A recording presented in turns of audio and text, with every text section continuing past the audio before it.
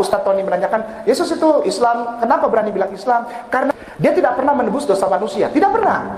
Dan di dalam Bible tidak pernah ada ayat tulisan begitu, tidak pernah ada. Tidak ada. Tidak ada. Di dalam Bible tidak pernah ada. Ya, saudara, itu saya lihat video dari mualaf Agustinus Kainama yang mengklaim bahwa dia sebelum jadi mualaf dia adalah pendeta Kristen, lalu pendeta yang tamat sekolah teologi, lalu belajar di mana-mana. Pokoknya ya biasalah kalau mualaf cerita tentang masa lalu itu kan biasanya tinggi-tinggi semua. Soal benar atau tidaknya saya tidak urusan di situ, tapi dalam video dia yang sudah saya cuplikan itu dia memang mengatakan bahwa beberapa hal tidak pernah ada di dalam Bible. Nah, tadi yang sudah kita dengar itu kan dia mengatakan bahwa di dalam Alkitab atau dalam Bible itu tidak pernah ada dikatakan Yesus menebus dosa manusia, menebus manusia berdosa itu ya.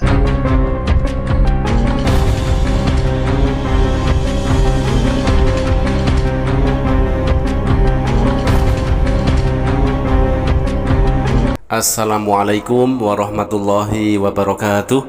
Sahabat beriman, berjumpa kembali di Bintang Mu'alaf Channel. Mudah-mudahan kita semua selalu sehat walafiat di dalam lindungan Allah Subhanahu wa ta'ala. Salam satu Tuhan, Allahu Akbar. Sahabat, kesempatan kali ini kembali kita akan mereaction sebuah video dari Pendeta Ezra Soru, yang mana ketika itu Pendeta Ezra Soru kembali mereaction sebuah video dari Ustadz Kainama tentang pernyataan dari Ustadz Kainama, Yesus tidak mengajarkan penebusan dosa. Nah, dari pernyataan Ustadz Kainama tersebut lalu membuat Pendeta Ezra Soru sewot dan kejang-kejang, dan lalu dia berusaha untuk menanggapi pernyataan dari Ustadz Kainama tersebut. Nah, sahabat, sebelum kita reaksi lebih lanjut, mari kita simak terlebih dahulu video dari Pendeta Ezra Soru yang tidak terima, yang kejang-kejang, karena Ustadz Kainama mengatakan bahwa ternyata Yesus tidak mengajarkan penebusan dosa. Ustadz Tony menanyakan, Yesus itu Islam, kenapa berani bilang Islam? Karena dia tidak pernah menebus dosa manusia, tidak pernah. Dan di dalam Bible tidak pernah ada ayat tulisan begitu, tidak pernah ada. Tidak ada. Tidak ada. Di dalam Bible tidak pernah ada. 2000 years later. Ya, saudara, itu saya lihat video dari mualaf Agustinus Kainama yang mengklaim bahwa dia sebelum jadi mualaf dia adalah pendeta Kristen, lalu pendeta yang tamat sekolah teologi, lalu belajar di mana-mana. Pokoknya ya biasalah kalau mualaf cerita tentang masa lalu itu kan biasanya tinggi-tinggi semua. Soal benar atau tidaknya saya tidak urusan di situ, tapi dalam video dia yang sudah saya cuplikan itu dia memang mengatakan bahwa beberapa hal tidak pernah ada di dalam Bible. Nah, tadi yang sudah kita dengar itu kan dia mengatakan bahwa di dalam Alkitab atau dalam Bible itu tidak pernah ada dikatakan Yesus menebus dosa manusia, menebus manusia berdosa itu ya. Kalau dia mengatakan tidak pernah ada dalam Bible, apa yang dia maksudkan dengan Bible? Biasanya kalau yang dimaksudkan dengan Bible itu kan seluruh Alkitab ya. Nah, saya heran kalau memang dia mantan pendeta yang belajar dengan baik, bagaimana dia bisa mengatakan bahwa tidak ada sama sekali di dalam Bible, di dalam Alkitab Kristen yang mengajarkan bahwa Yesus itu memang menebus dosa manusia atau menebus manusia berdosa. Saya kira terlalu banyak ayat yang menyatakan itu ya. Saya berikan contoh saja, Korintus 1 ayat yang ke-30, tapi oleh dia kamu berada dalam Kristus Yesus, yang oleh Allah telah menjadi hikmat bagi kita, dia membenarkan dan menguduskan dan menebus kita. Nah, dia ini adalah Allah Bapa, tapi oleh dia, oleh Allah Bapa, kamu berada dalam Kristus Yesus, yang oleh Allah Bapa telah menjadi hikmat bagi kita. Ia di sini menunjuk pada Kristus Yesus ini, di mana Kristus Yesus ini membenarkan, menguduskan dan menebus kita. Jadi jelas aja loh, ya.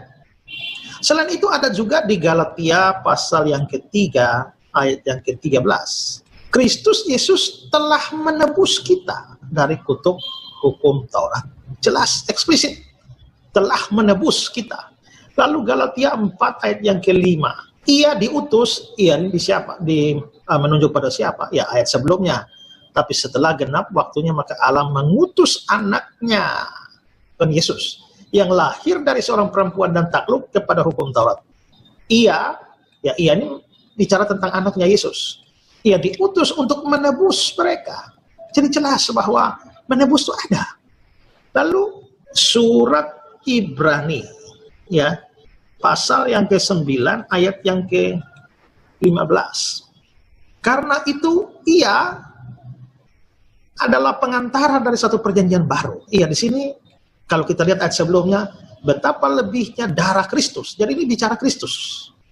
Maka ia itu menunjuk pada Kristus. Ia adalah pengantara dari satu perjanjian baru, supaya mereka yang terpanggil telah dapat menerima bagian yang kekal yang dijanjikan, sebab dia telah mati. Dia telah mati untuk menebus pelanggaran-pelanggaran, menebus dosa kita. Ya, jadi jelas bahwa ini ada, ya.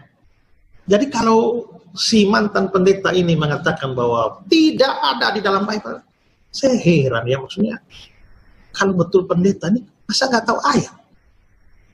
Tapi ya dia kan tadi bilang di Bible ya, tapi kan otaknya mereka model seperti ini kan anti Paulus, lalu pasti akan bilang, oh itu ayat-ayat Paulus, Yesus sendiri tidak pernah mengatakan begitu. Itu kan otak-otak begitu kan sudah biasalah, ya.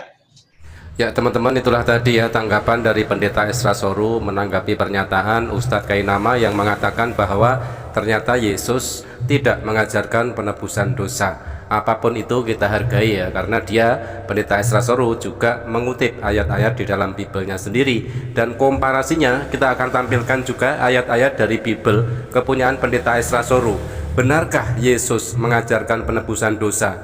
Apakah pernah Yesus mengajarkan penebusan dosa? Bagi umat Kristen, meyakini Yesus sebagai korban penebusan dosa adalah sertifikat bagi keselamatan manusia keturunan Adam agar terhindar dari kebinasaan kekal di dalam neraka kelak.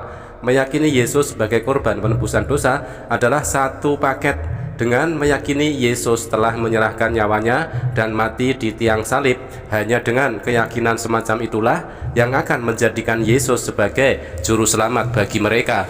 Secara ringkas, umat Kristen harus yakin agar manusia terhindar dari kebinasaan kekal di dalam neraka, haruslah meyakini Yesus terlahir ke dunia ini sebagai juru selamat dengan menebus dosa yang diwariskan oleh Adam kepada anak cucunya dengan menyerahkan nyawanya dan mati di tiang salib. Karena hal tersebut menyangkut kehidupan yang kekal nanti setelah hari kiamat, yaitu kekal di dalam neraka atau kekal di dalam surga. Maka harus dapat dipastikan oleh umat Kristen, benarkah Yesus menjamin keselamatan manusia dengan meyakini dirinya sebagai korban penebusan dosa? Seperti halnya dengan sebuah jaminan lainnya, misal bisa saja sebuah bank mengatakan atau mendoktrin nasabahnya bahwa para nasabah di bank tersebut segala risiko yang akan terjadi pada dananya akan dijamin oleh pemerintah, sehingga tidak perlu khawatir akan keselamatan dananya. Nah, apakah nasabah boleh percaya begitu saja dengan jaminan tersebut agar hatinya tentram? Tentu saja tidak. Agar nasabah dapat yakin dengan seyakin-yakinnya, bukan yakin karena rayuan dan kelihayan para sales bank, maka para nasabah harus memperoleh pernyataan jaminan yang betul-betul dari pemerintah. Bila memang ada pernyataan tersebut, barulah para nasabah tersebut boleh merasa tentram dengan kepercayaannya kepada bank tempat dia menabung. Bila tidak, maka keyakinannya adalah keyakinan semu yang terbentuk hanya karena rayuan sang sales bank. Nah, begitu juga dengan umat Kristen, karena meyakini Yesus sebagai juru selamat dengan menebus dosa warisan dan mati di tiang salib, menyangkut hal yang sangat luar biasa besarnya, yaitu tentang kehidupan akhir yang kekal berada di dalam surga atau di dalam neraka, dan tidak dapat kembali lagi ke dunia fana ini untuk memperbaiki keyakinannya. Maka sudah sepatutnya diperlukan jaminan langsung dari Yesus atau Allah yang menyatakan Yesus adalah juru selamat bagi manusia yang percaya Yesus terlahir ke dunia adalah untuk menebus dosa dengan menyerahkan nyawanya dan mati di tiang salib. Nah, adakah jaminan tersebut sehingga manusia harus percaya dan yakin? Dari penelusuran Bible, ternyata sejak zaman Adam hingga zaman sebelum kelahiran Yesus, tidak seorang pun yang menerima pengajaran dari para nabi dan orang-orang suci tentang adanya dosa warisan dan adanya keharusan untuk menebusnya. Begitu juga pada masa mulai kelahiran Yesus dan masa dakwah Yesus, tidak seorang pun yang menerima pengajaran dari Yesus tentang adanya dosa warisan dan keharusan menebusnya. Ajaran tersebut baru ada jauh setelah masa dakwah Yesus. Nah, ajaran dan doktrin penebusan dosa nampaknya sebagai sinkritisme atau gabungan dari ajaran orang-orang musyrik penyembah berhala dengan peristiwa penyaliban yang diyakini mereka sebagai penyaliban Yesus, di mana orang-orang musyrik telah mempunyai ajaran yang harus menyerahkan korban tebusan kepada dewa agar mereka selamat dari bencana alam dan mendapat berkah dari alam. Kemudian mereka melihat sosok Yesus yang menurut informasi yang mereka terima, Yesus telah mati di tiang salib dan Yesus adalah orang suci yang tidak pernah berdosa dan tidak pernah menikah, sehingga sosok Yesus adalah sosok yang paling pantas sebagai korban persembahan kepada dewa. Maka lahir ajaran baru tentang keselamatan manusia yang sama sekali tidak pernah diajarkan oleh Yesus.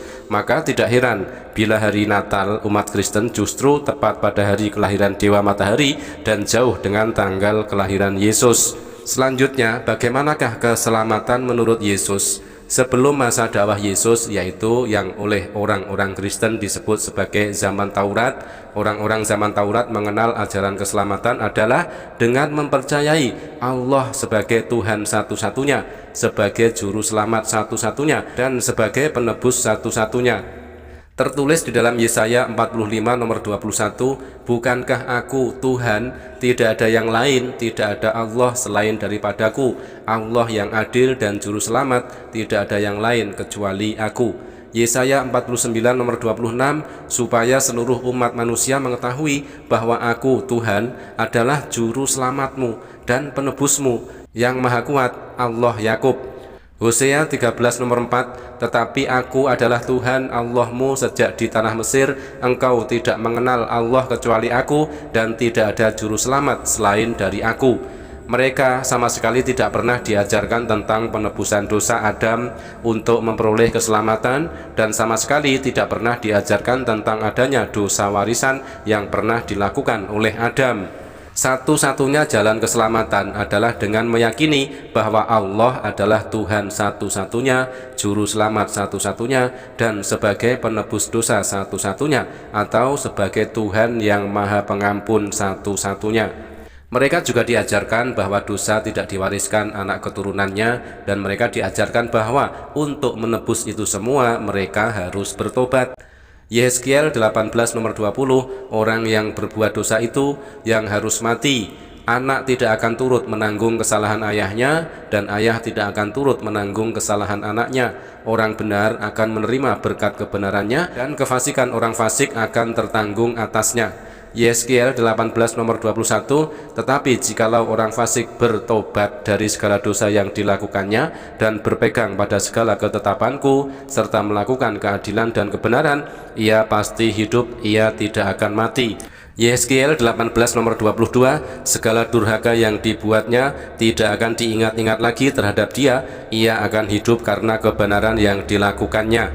Yehezkiel 18 nomor 23, apakah aku berkenan kepada kematian orang fasik? Demikianlah firman Tuhan Allah, bukankah kepada pertobatannya supaya ia hidup? Seperti itu juga ajaran keselamatan yang diajarkan oleh Yesus kepada kaumnya. Yesus sama sekali tidak pernah mengajarkan adanya dosa warisan dan keharusan menebusnya, sehingga Yesus sama sekali tidak mengajarkan dirinya terlahir ke dunia ini untuk menebus dosa dan harus menyerahkan nyawanya dan mati di tiang salib. Di dalam Markus pasal 10 nomor 17 sampai 19, guru yang baik, apa yang harus kuperbuat untuk memperoleh hidup yang kekal? Jawab Yesus, mengapa kau katakan aku baik? Tak seorang pun yang baik selain daripada Allah saja. Engkau tentu mengetahui segala perintah Allah. Jangan membunuh, jangan berzina, jangan mencuri, jangan mengucapkan saksi dusta, jangan mengurangi hak orang, hormatilah ayah dan ibumu. Ajaran Yesus tentang keselamatan tersebut sangat jelas, gamblang, dan tidak memerlukan penafsiran bahwa untuk mencapai keselamatan seseorang harus mentaati hukum Taurat. Yesus sama sekali tidak menyinggung apalagi mengajarkan secara nyata bahwa keselamatan dapat dicapai dengan meyakini Yesus sebagai korban penebus dosa yang menyerahkan nyawanya dan mati di tiang salib.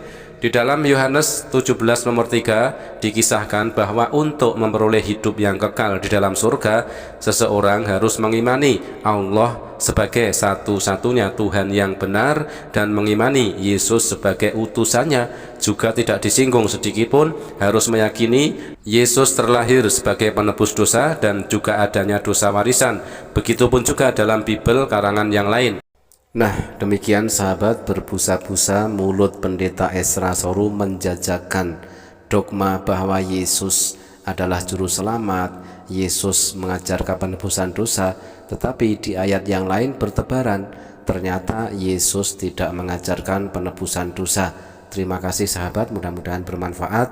Jazakumullah khairan kasiron. Wassalamualaikum warahmatullahi wabarakatuh.